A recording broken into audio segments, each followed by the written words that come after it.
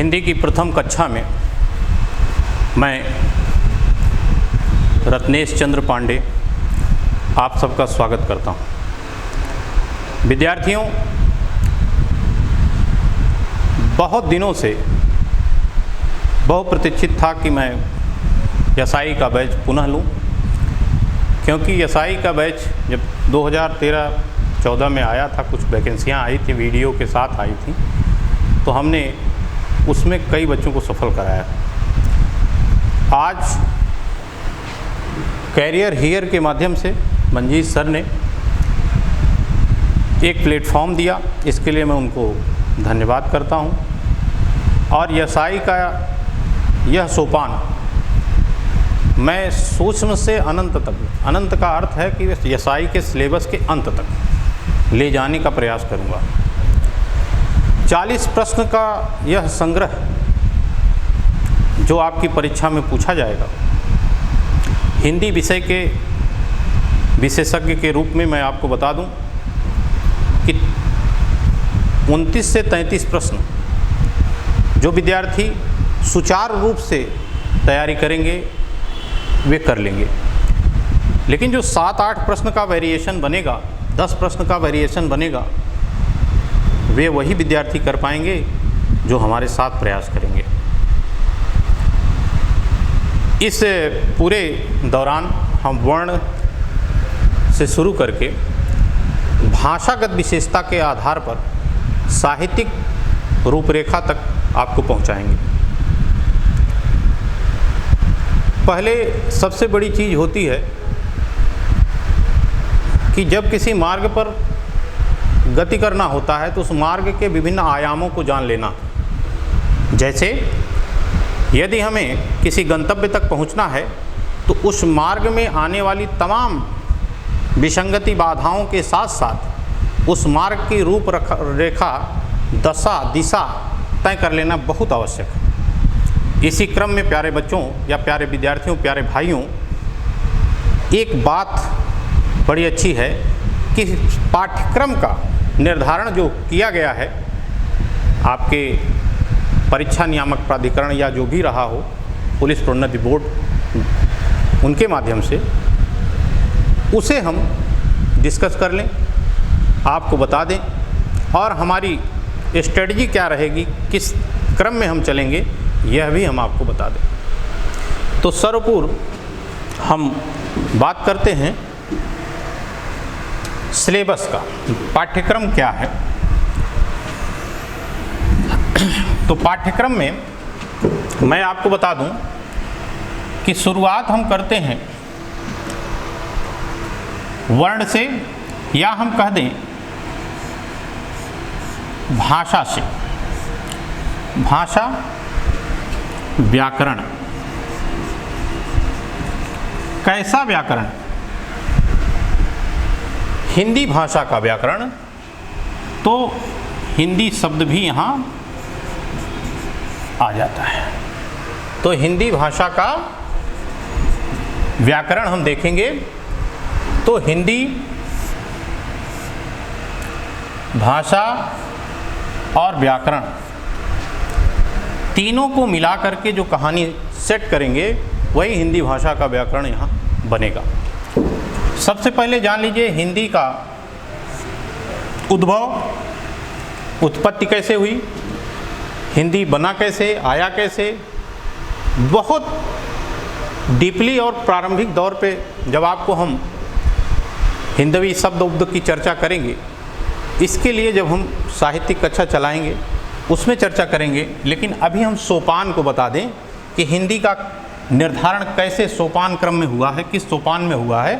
तो सबसे पहले संस्कृत भाषा थी।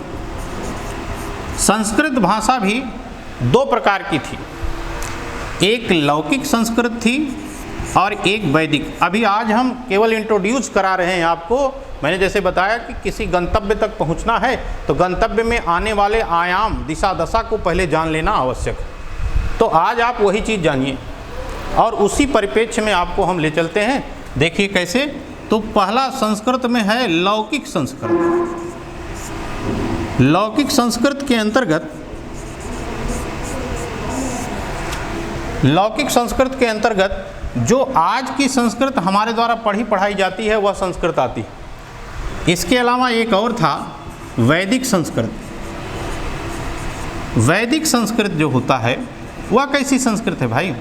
तो वैदिक संस्कृत में आप देखते हैं जब प्राचीन इतिहास का भाग पढ़ा जाता है तो वहाँ वेदों की चर्चा और आर्य भाषा, वेदों की चर्चा, और वहाँ पर जा कर के वेद, उपनिषद, ब्राह्मण ग्रंथ, ये सारी चीज़ों के थोड़ी बात आपको बताई जाती है।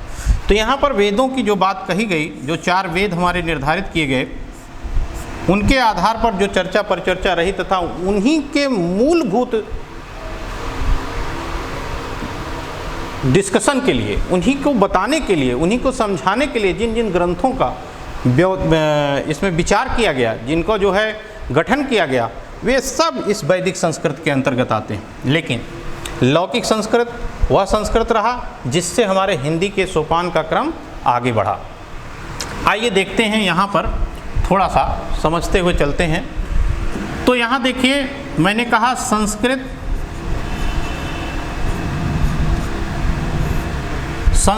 के बाद लौकिक संस्कृत तो आई ही। लौकिक संस्कृत के पश्चात आप देखेंगे तो पाली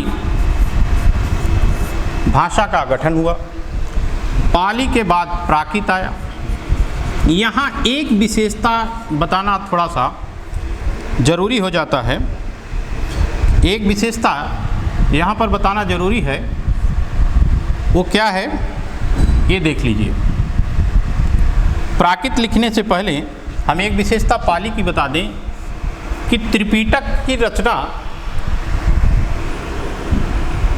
इसमें की गई। त्रिपिटक क्या रहा? त्रिपिटक बौद्ध धर्म का एक ग्रंथ रहा, बौद्ध ग्रंथ रहा। उसकी रचना इसमें पाली भाषा में की गई। बौद्ध ग्रंथ की रचना की गई। गौतम बुद्ध जी का समय था यह, और गौतम बुद्ध जी के उपदेशों को इसमें बताया गया। फिर बात आती है प्राकृत की। प्राकृत जो ग्रंथ था या जो भाषा थी जिसमें ग्रंथ, प्राकृत में जो ग्रंथ था वह जैन धर्म से संबंधित था, और इसमें जो बातें कही गई थी वह जैन धर्म से संबंधित बातें की गई थी। तो हो गया, संस्कृत का क्रम पूछ लेता है आपसे। हिंदी का क्रम में संस्कृत में कौन सी संस्कृत? लौकिक संस्कृत। लौकिक संस्कृत। इसके बाद पाली, पाली के बाद प्राकृत, प्राकृत के बाद जो भाषा आती है या जिसका उदय होता है वह होती है अपभ्रंश। एक बात बहुत स्पष्टतः मैं कह दूं, एक बात बहुत साफ साफ जान लीजिए कि अपभ्रंश जो भाषा थी, इसके विषय में जान लीजिए। अपभ्रंश जो भाषा है उसकी विशेषता क्या है। तो मैं यहाँ बता दूं कि अपभ्रंश में जब रचना होना शुरू हुआ और जब अपभ्रंश का गठन होना शुरू हुआ, तब एक बात बड़ी तथ्यात्मक सी हमारे सामने आई। यहाँ से हिंदी का थोड़ा निर्धारण शुरू हो गया। इसीलिए एक प्रश्न बनता है कि हिंदी की अग्रजा कौन है? हिंदी की अग्रजा कौन है? अपभ्रंश। अपभ्रंश को हिंदी की अग्रजा कहा जाता है। तो अपभ्रंश के बाद औहट्ट हिंदी का बिगड़ा रूप औहट्ट आया। औहट्ट क्या है भाई? हिंदी का बिगड़ा रूप। औहट्ट आया। औहट्ट के बाद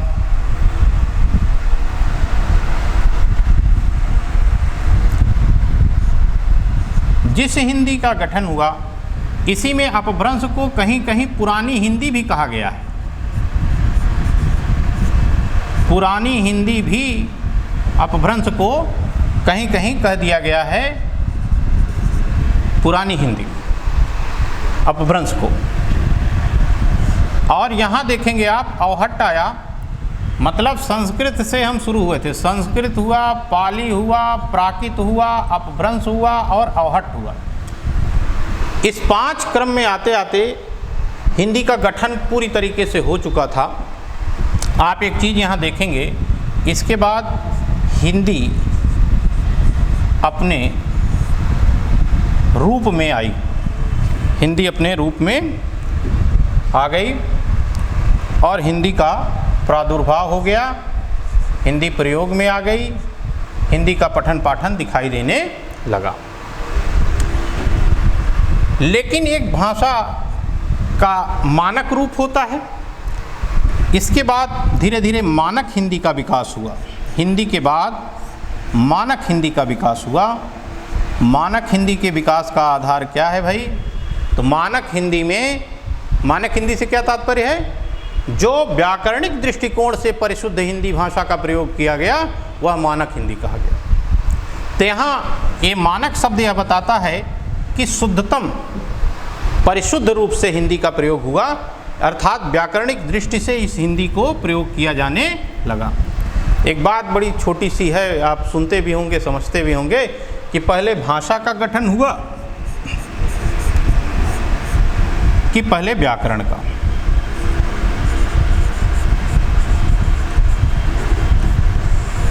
यहाँ से आपको ये प्रश्न का उत्तर बड़े आसानी से मिल सकता है कि पहले हिंदी भाषा आई फिर उसका मानक रूप आया, अर्थात कि पहले हिंदी आया और हिंदी के पश्चात मानक हिंदी आया, अर्थात व्याकरणिक हिंदी आया, तब व्याकरण का गठन हुआ। इसीलिए कभी कभी कुछ अपवाद जब मिलते हैं तो यह कहा जाता है कि ऐसे ही प्रयोग किया जाता रहा, इसलिए इसे सामान्य रूप से आम बोलचाल की भाषा में या आम प्रायोगिक भाषा में प्रयोग करने के आधार पर इसे पुस्तकों में लिख दिया गया। कभी कभी बड़ी कन्फ्यूजन जैसी दशा आती है सामने, तो वहाँ यह बात तथ्यात्मक रूप से। तो एक प्रश्न बनता है जो आपकी परीक्षा में पूछा जाएगा इतना पढ़ाने के उपरांत कि हिंदी के विकास का क्रम क्या है, सही क्रम क्या है? हिंदी के विकास का सही क्रम क्या है आपसे पूछा जाएगा। आपको बता दें कि हिंदी के विकास का जो सही क्रम देखा जाए तो यही होगा, आप यही उत्तर सही मारिएगा कि संस्कृत, अगर लौकिक संस्कृत दिया है, वैदिक संस्कृत दिया है तो पहले वैदिक संस्कृत फिर लौकिक संस्कृत। संस्कृत से पाली, पाली से प्राकृत, प्राकृत से अपभ्रंश,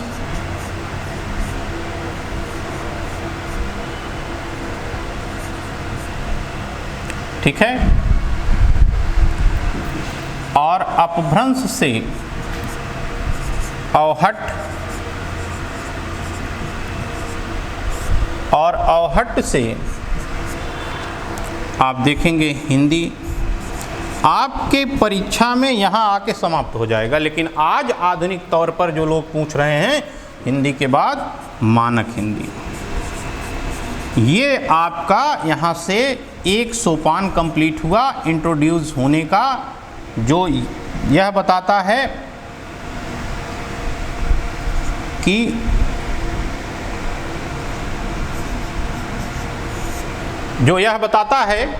एक सोपान कंप्लीट हुआ जिसमें आप क्रम देख लीजिए। पहला है संस्कृत, दूसरा है पाली, तीसरा है प्राकृत, चौथा है अपभ्रंश, पांचवा है अवहट्ट और छठा हिंदी और सातवां ये सातवां जो है आपका मानक हिंदी। आपको 6 क्रम में जा कर के आपका मामला सॉल्व हो जाएगा। यही आपको एक लाइन से दे देगा और पूछेगा, इस क्रम को आप ध्यान रखिए। मैंने याद कराने के क्रम में बता दिया, पहले गौतम बुद्ध जी हुए, फिर जैन धर्म, मतलब पहले बौद्ध धर्म, फिर जैन धर्म, जैन धर्म के बाद हिंदी की अग्रजा या हिंदी का मूल किस भाषा को कहा जाता है? हिंदी का मूल, वास्तव में हिंदी भाषा का प्रादुर्भाव किस भाषा से हुआ, इसके लिए तो संस्कृत आप कहेंगे, लेकिन हिंदी की मूल भाषा कौन है? तो इसके लिए आप अपभ्रंश को कहेंगे, क्योंकि अपभ्रंश के सोपान तक आते आते हिंदी अपनी रूप रंग दिखाना शुरू कर दी थी। तो ये सारी बातें यहाँ पर आपको मैं स्पष्ट करता हूँ। तो यहाँ मैं सिलेबस का एक सोपान आपका कंप्लीट करता हूँ कि हिंदी भाषा का उदय कैसे हुआ। अब मैं दूसरे अपने बात पर विचार करने के लिए आगे बढ़ता हूँ। दूसरी बात क्या थी भाई? एक तो हिंदी की बात मैंने किया, दूसरी भाषा। तो भाषा वक्ता नाम वाची, वक्ता नाम वाची भाषा या वाणी, वक्ता नाम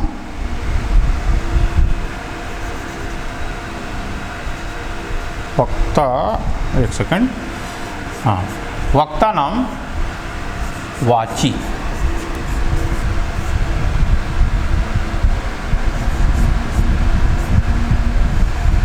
वाणी है, वक्ता नाम वाची वाणी। ये क्या है भाई? संस्कृत में जब भाषा की परिभाषा दी जाती है तो वक्ता नाम वाची वाणी कहा जाता है। अर्थात भाषा क्या है? भाषा अभिव्यक्ति की माध्यम। जब हम अपने भावों और विचारों को दूसरे के प्रति समर्पित करते हैं या प्रेषित करते हैं तथा दूसरे के भावों और विचारों को जब हम ग्रहण करते हैं तो उस माध्यम को भाषा कहते हैं। या ऐसे कह लें कि जिस माध्यम से हम अपने भावों और विचारों को दूसरे के प्रति प्रेषित करते हैं तथा दूसरे के भावों और विचारों को ग्रहण करते हैं, उसे भाषा कहते हैं। भाषा भाष धातु से उत्पन्न हुई है संस्कृत के। अब यहाँ पर भाषा के विषय में कहा गया है कि भाषा जो है वह भाष धातु से संस्कृत के उत्पन्न हुई है। तो यहाँ पर पूछा जाता है कि भाषा की उत्पत्ति किस धातु से हुई है? तो भाष धातु से। अभिव्यक्ति या बोलना, इसका अर्थ बोलना या अभिव्यक्ति करना, अपने विचारों का अभिव्यक्तिकरण करना। चलिए, दो बातें हो गई यहाँ से। तीसरी बात पे यथाशीघ्र हम आ जाते हैं। तीसरी बात हमारी क्या है? व्याकरण। व्याकरण जो कि बहुमूल्य है और यहाँ पर मूल्यवान इसलिए हो जाता है कि आपको पढ़ना क्या है? व्याकरण। अब यहाँ से आपके सिलेबस का पहला सोपान हम शुरू करते हैं। व्याकरण का परिचय कराने के बाद व्याकरण के अंदर की क्या बात है, अभी अब आवरण से परिचित हो रहे हैं, फिर अंदर की क्या दशा है इसके परिचय के विषय में बताएंगे। पहले हम देख लेते हैं व्याकरण। चलिए भाई, व्याकरण देखिए। व्याकरण में जब परिभाषित करते हैं, मैं आपको बता दूं एक बात, मैं हिंदी और संस्कृत दोनों का पुट लेके चलूँगा, मतलब मिला जुला रूप। लेकिन हिंदी जो है आपको बताऊंगा, आप ऐसा करिएगा कि आप अपने काम की चीज़ जितनी भी हो उतनी ग्रहण करते चलिएगा। इसलिए जो जैसे कहा गया ना कि 29 से 33 प्रश्न आप कर लेंगे, तो भाई 7 प्रश्न जो बचता है उसके लिए प्रयास करना है ना। अब एकाएक आपको 7 प्रश्न के लिए 2000 प्रश्न का एक संग्रह दे दें तो आप थोड़ी कर पाएंगे। कुछ प्रश्न कंसेप्चुअल आएंगे, कॉन्सेप्ट पर निर्धारित होंगे। जो प्रश्न कॉन्सेप्ट पर निर्धारित होंगे उनका सॉल्यूशन भी उसी कॉन्सेप्ट में छिपा हुआ होगा। इसलिए जब तक आप छोटे छोटे तथ्यों के आधार पर भी अपने विचार नहीं समझ लेंगे, पूरा कॉन्सेप्ट क्लियर नहीं कर लेंगे, तब तक एक एक प्रश्न पे आप आगे नहीं बढ़ पाएंगे। इसलिए कॉन्सेप्ट क्लियर करके हम चलेंगे और सारी चीज़ों को बताएंगे आपको, कुछ भी नहीं छोड़ेंगे हम। आइए देखते हैं। इसकी परिभाषा होती है कि भाषा के शुद्ध वह शास्त्र जिसके माध्यम से हम भाषा को शुद्ध पढ़ना, लिखना तथा बोलना सीखते हैं, उसे व्याकरण कहा जाता है। संस्कृत में कह लें तो व्याक्रियन्ते व्युत्पाद्यन्ते अनेन संदाः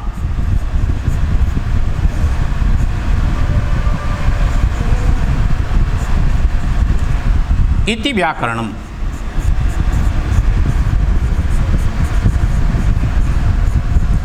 व्याकरण वह शास्त्र होता है जिसके माध्यम से किसी भाषा के शुद्ध शुद्ध पढ़ने लिखने तथा बोलने का ज्ञान हमें प्राप्त होता है। भाषा, प्रश्न बनता है कि भाषा के मानक रूप का ज्ञान हमें किससे प्राप्त होता है। प्रश्न है कि भाषा के मानक रूप का ज्ञान हमें किससे होता है, तो व्याकरण से होता है। व्याकरण ही भाषा के मानक रूप का ज्ञान कराने वाला शास्त्र है। तो भाषा के शुद्ध रूप का ज्ञान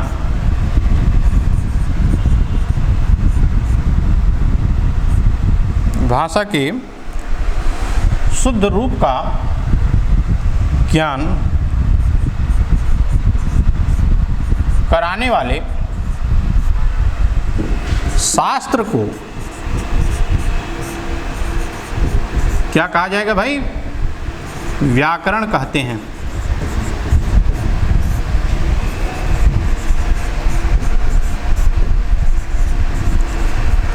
ठीक है, व्याकरण कहते हैं। यहां से आपको एक बात तो समझ में आ गई कि भाषा के शुद्ध रूप का ज्ञान कराने वाले शास्त्र को व्याकरण कहते हैं, अर्थात सब कुछ शुद्धता का रूप इसी में छिपा हुआ। अब ये तीन चीजें हमने आपको बताया। एक तो ये था कि हिंदी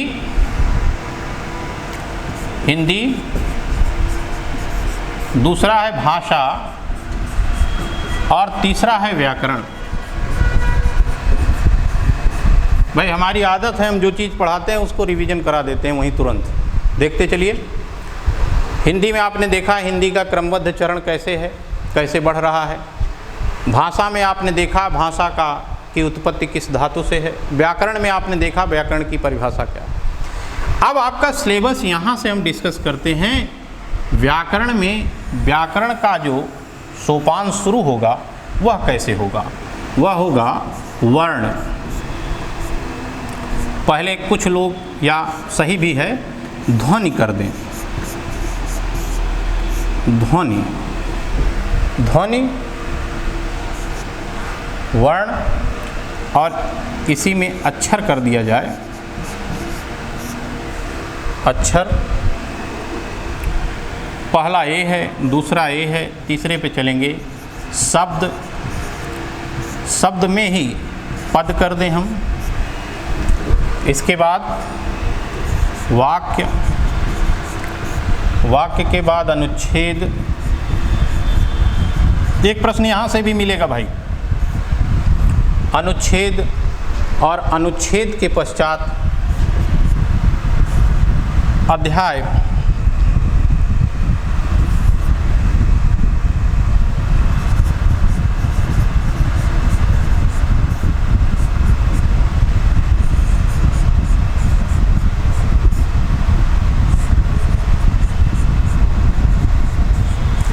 मैं आपको बता दूं आपकी जानकारी के लिए कि ये मेरा गठन किया हुआ है।